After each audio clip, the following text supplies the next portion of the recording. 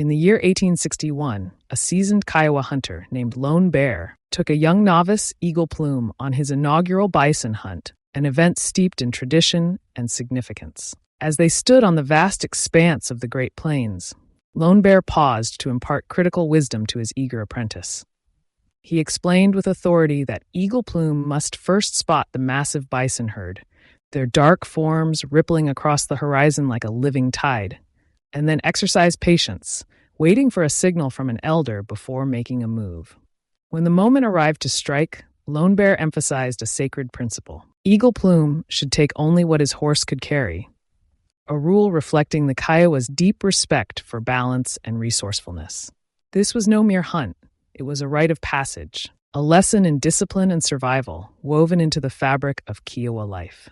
With a purposeful stride, Lone Bear advanced across the windswept prairie, then turned to beckon Eagle Plume with a commanding gesture. In an instant, the stillness shattered, and they launched into action, their horses thundering beneath them as they joined the rhythm of the chase. Eagle Plume and Lone Bear belonged to the Kiowa people, a proud and resilient nation among the many indigenous groups who called the Great Plains their home. The Kiowa, historically documented as migrating from the northern Rockies to the southern plains by the late 17th century, had mastered the art of horsemanship after acquiring horses from Spanish traders around 1680. By 1861, their population numbered roughly 1,700, a small but formidable force renowned for their agility and skill in hunting the bison that sustained them. These hunts were not reckless. They were governed by a profound understanding of the land and its creatures, a testament to the Kiowa's centuries-old harmony with the Great Plains ecosystem. By the middle of the 18th century, numerous Plains nations had harnessed the transformative power of horses to pursue the abundant bison that roamed the Great Plains, a majestic species revered as North America's largest land giants. These indigenous peoples, including the Kiowa, Lakota, and Cheyenne, depended entirely on the bison for their existence, drawing sustenance from its rich, nourishing meat, which they often preserved as pemmican to endure the harsh winters. With remarkable ingenuity, they crafted the thinner summer hides into sturdy lodges known as teepees, providing shelter across the vast grasslands, while transforming the thicker, fur-lined winter coats into warm blankets to shield against the biting cold. Every part of the bison served a purpose. Bones and horns were skillfully shaped into tools like knives and arrowheads, and the tough sinew was meticulously processed into thread for sewing, a practice reflecting their profound respect for the animal and the land. Historical accounts estimate that by 1800, the bison population across the plains numbered between 30 and 60 million, a testament to the thriving ecosystem that sustained these nations for centuries. Yet this harmony faced an ominous fate, for in the decades ahead, millions of these noble creatures would fall to slaughter, a deliberate act that would strike at the very heart of Plains society, threatening their survival and eroding their vibrant cultures with ruthless intent. Following the conclusion of the American Civil War in 1865, a relentless wave of thousands of U.S. settlers surged into the Great Plains, driven by an insatiable hunger to exploit its rich natural wealth, from fertile soils to untapped timber reserves. Throughout the 1860s, the resilient Plains nations, including the fierce Kiowa, Cheyenne, and Lakota, mounted vigorous resistance against the encroaching U.S. military, delivering stinging defeats that fueled the frustration of General Sherman, a man whose pride had been forged in the fires of war. Renowned for his merciless strategies, such as the devastating march through Georgia that crippled the Confederacy, Sherman had earned his place as a hero of the Union. And in 1869, he ascended to the formidable role of commanding general of the U.S. Army. With his gaze now fixed westward, he branded the Native American presence the Indian problem, a term dripping with disdain, signaling his intent to crush their autonomy. Determined to clear the path for American expansion, U.S. government officials devised a calculated plan to herd Native American peoples into confined zones dubbed reservations, often barren tracts far removed from their ancestral homelands. This ruthless strategy ensured tight control over indigenous populations, while settlers and burgeoning corporations reaped immense profits from the stolen lands, a plunder exemplified by the construction of the Transcontinental Railroad, completed in 1869, which sliced through Plains territory. Sherman vowed with chilling resolve to remain in the West, declaring in his own words that he would not rest until the Indians were either exterminated or confined to a place where they could be perpetually monitored, a promise rooted in his belief that only total subjugation would secure America's manifest destiny. At the same time, an insatiable demand for leather surged across the United States, fueled by the relentless expansion of industrial power, particularly for the thick, durable hides needed to craft belts that drove the whirring machinery of factories in cities like Chicago and Philadelphia.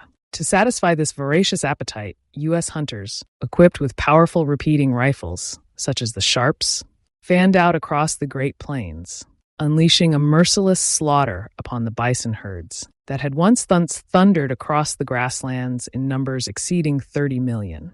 General William Sherman, alongside other military leaders, shrewdly recognized a sinister opportunity in this unchecked industrial frenzy, understanding that they could achieve their objectives without firing a single shot, by simply allowing the hunters to ravage the bison population unchecked. Their chilling strategy hinged on a brutal truth. By stripping away the bison, the lifeblood of the Plains' indigenous peoples, like the Kiowa and Cheyenne, they could starve these resilient nations into submission, breaking their spirit and forcing them onto reservations. A U.S. colonel, in a stark revelation to a visiting British lieutenant in 1872, laid bare this ruthless intent with the words, "Kill every buffalo you can. For every buffalo dead is an Indian gone," a statement attributed to Colonel Richard Dodge that echoed the grim calculus of genocide. Far from upholding justice, the U.S. military turned a blind eye to treaties like the Fort Laramie Agreement of 1868, which forbade civilian hunters from trespassing on tribal lands, and in some cases actively aided the carnage by supplying hunters with ammunition and armed escorts, as documented in Kansas during the early 1870s, ensuring the bison's doom and the Plains people's despair. Across the blood-stained fields of the Great Plains, countless hide hunters wielded their deadly rifles with chilling efficiency, each claiming the lives of up to 50 bison daily in a relentless quest for profit.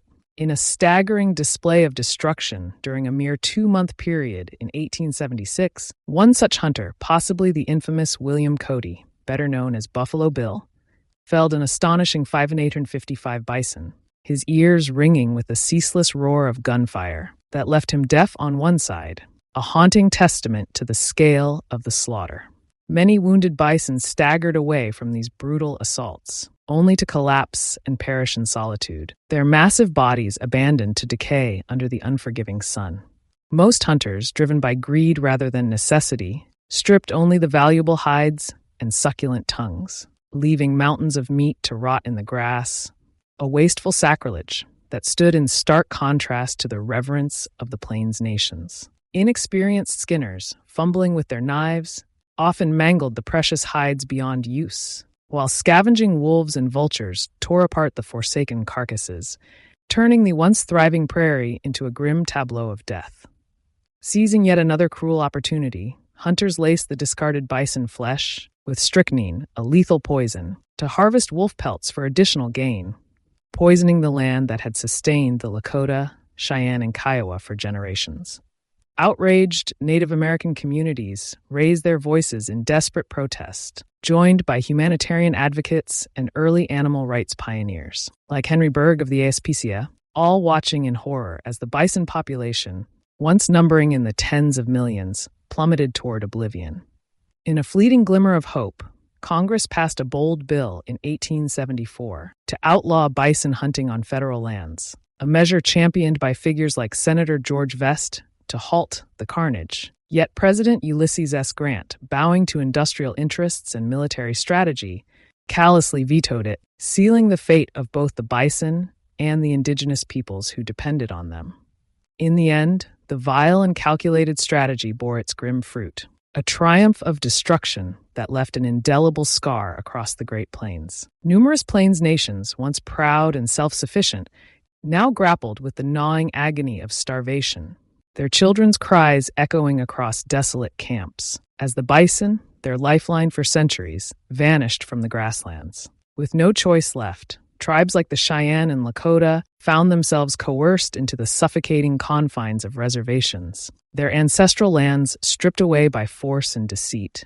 A fate sealed by treaties like the one at Medicine Lodge in 1867, which shrank their territories to mere fragments. Long ago, in the year 1800, the Great Plains thrummed with the vitality of tens of millions of bison, perhaps as many as 60 million, according to early explorers like Lewis and Clark, their hooves carving paths through the earth in a spectacle of nature's abundance. Yet, by 1900, this majestic multitude had dwindled to a heartbreaking remnant of fewer than 1,000 souls, a near extinction documented by conservationist William Hornaday, who tallied just 325 wild bison remaining in 1889, the rest caged or scattered, a silent testament to a century of relentless slaughter and betrayal.